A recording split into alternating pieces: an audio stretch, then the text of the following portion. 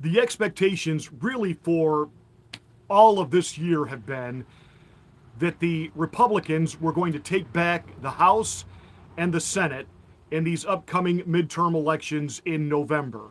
But hold it, we're being told that's now not going to happen.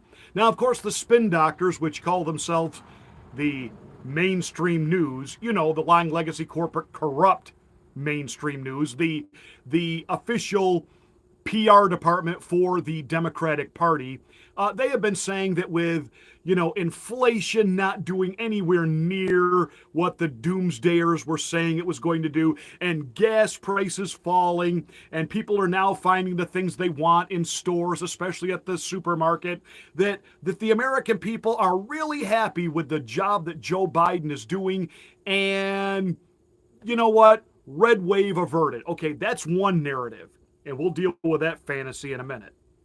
But the other, we're not going to take back the Senate, is coming from none other than Bitch McConnell and the moderate Republicans who got spanked in the primaries.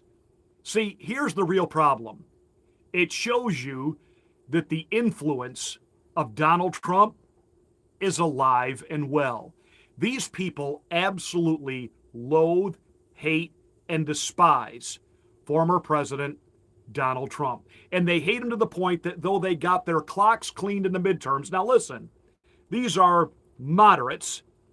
They're being replaced by actual conservatives, actual politicians, if you will, that will run on a core set of ideals and actually put people first, put America first, make America great. That was the whole idea. Now, what is it that these moderates are saying? Well, they're not quality candidates. They don't have what it takes to pull off a general election. In other words, they're saying these are not career politicians who know how to talk out of both sides of their mouths. These are not career politicians who know how to walk into a conservative venue, tell the conservatives what they want to hear, you know, tell them about things like abortion, tell them things about the wall, tell them things about lower taxes, and then immediately leave that conservative event and go to all of the money within the party, which happen to be rhinos and Democrats dressed in Republican drag, and go to the Democratic hot spots in their state and with a wink and a nod say, look, I got to tell the crazos in our party what they want to hear. But really, once I get there, I'm with you. I'm with Joe Obama Biden. It'll all be good. It'll all be golden. See, that's the way it's always been done. And that has just been upended. Now, I will say this. There is a chance in some of the purple states and some of the blue states that a Trump-style candidate might have a fight on their hands. Notice I said might. I don't want to make a wild prediction here, but let me just say might. But here's what I don't think that the Democrats have fully really embraced yet. And by the Democrats, I'm talking about the Democrat powers that be. People, everyday people that we live next to, work with, shop with, who happen to be Democrat, they get what's coming. They in no way are feeling like, hey, I think we averted a red wave. They know exactly what's coming, and a lot of them are saying out loud what the party officials won't say. We're doomed. If you think the American people are going to walk into that voting booth in November, and just because you knocked $1.50 off the price of gas and you managed to get a few more supplies into the store, that all is forgiven. That because you put a few bucks in their pocket that they're now realizing inflation is through the roof over, they can't get a car loan, and even if they could, they can't get a new car because of the supply chain issues. That as all of this just economic catastrophe, which has been Joe Biden and the Democrats, and all of this rush for the Green New Deal, and all of this, you know, hyperventilating and ramming through the Manchin tax giveaway. If you think all of a sudden the American people are just going to forget that on election day, you are sorely mistaken. Case in point, what's the #1 movie this summer? Pastor Marty, what has that got to do with anything? Well, it's Top Gun Maverick. What is it? Well over $1 billion at the box office. $1 billion. And it's actually Tom Cruise.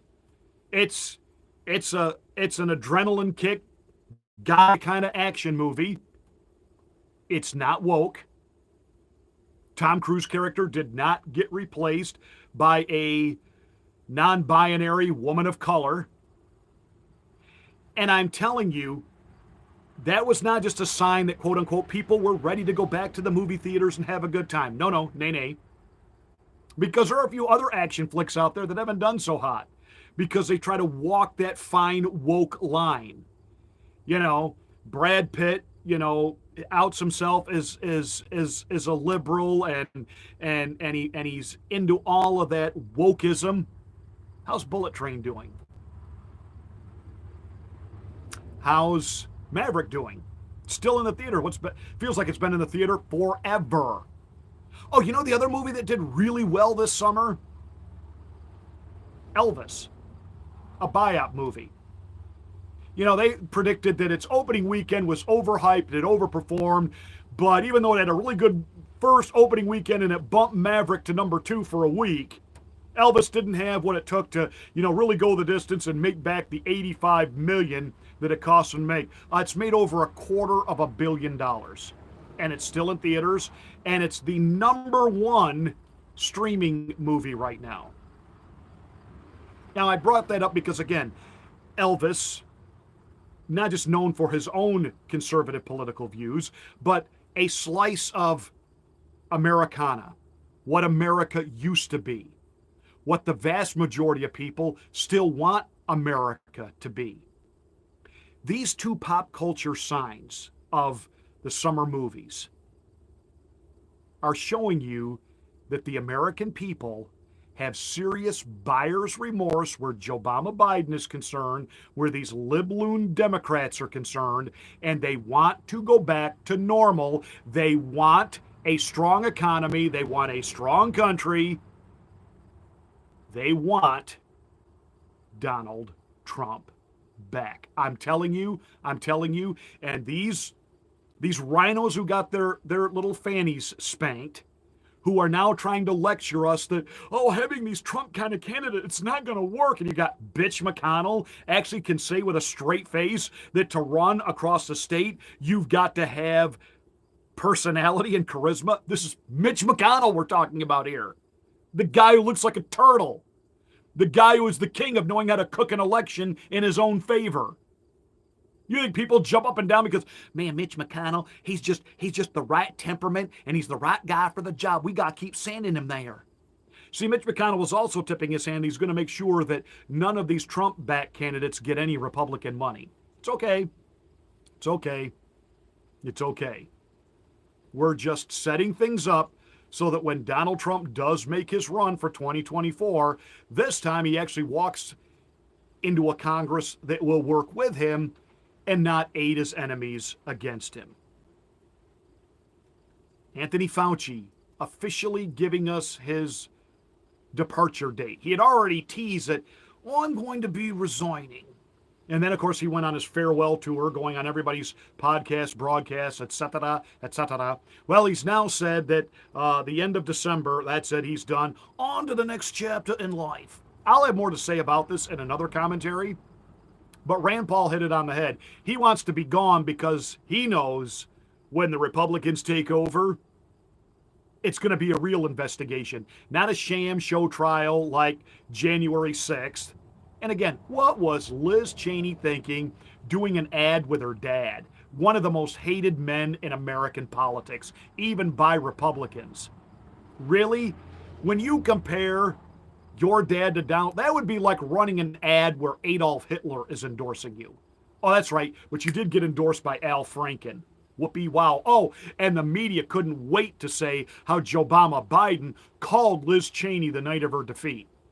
Probably saying, come on over, Liz. By the way, did you know that Liz Cheney's husband works for the law office representing Hunter Biden on some of his tax issues with the money that he got and where he got it and how he got it? bum, ba-dum-bum. So you really want to listen to Mitch McConnell and the establishment Republicans on who can and can't get elected in the general? Stick with Trump. I'm telling you, the whole Mar-a-Lago thing imploded. It did not play out any way that the DOJ thought it would. And we have a two-prong outcome of what happened there. Again, I am absolutely convinced Donald Trump set him up, let him think that he had something that he didn't. They took the bait, they went in, and I agree with Dan Bongino. It wasn't to plant evidence. It was to erase evidence. Any evidence that incriminated the FBI or any of the deep state in the coup attempts of taking out Donald Trump and in their collusion with Hillary Rodham Clinton and the rest of the Democrats and their traitorous behavior with spies from other nations. I'm feeling good today. And I got to be honest with you. As a pastor, let me give you a little theological spin to all of this. I have always said that if the devil were a poker player, he would lose. Why? Because he always overplays his hand. Always. A year ago, I was deeply concerned for our country, and I still am. But I'm also hopefully optimistic because the wingnuts in the Democratic Party have absolutely overplayed it. The American people have wised up on all of this green new energy bullhawk. John Deere tractors trying to create an actual tractor that will run on a battery, to which farmers all across the Midwest have said, really, you got a battery that lasts 24/7? Because we plow and we plant all night long for a week at a time. People have had it with all of this. The Lightning pickup from Ford. Oh, it's a great looking truck. I like it. I've actually seen one. It's a beautiful truck. It rides gorgeous. It's got great pickup. It does everything except what a truck was built to do. Haul anything. As soon as you attach a lightweight camper to it, its battery life goes from about 300 miles to 50 miles. Bum, ba-dum, bum. And then on top of that, you have all the wokeism, all of this social re-engineering of our culture, drag queens wanting to teach our kindergartners. And all of this has blown up now. The vast majority of the American people, even people who consider themselves independents or not really all that politically involved, every 4 years they'll vote for somebody for president, the one that says some things that make the most sense to them. I am telling you, by and large, the vast majority of this country is wide awake and they do not like what they're seeing. There was such overplay by the demons, by the devil, the Democrats. They've overplayed their hand. The American people are awake. And I got news for you, Mitch McConnell. When we do take over the Senate, you don't get to be majority leader. You don't get to be Senate leader. You're going to go bye. It's an exciting time. Keep your eyes open. Keep the pressure on. And I'm going to have some things to say about Dr. Fauci, as you can imagine. Hey, make sure you're still subscribed to the channel. Share these videos, please. That's how we get the word out, because YouTube isn't going to help our algorithm.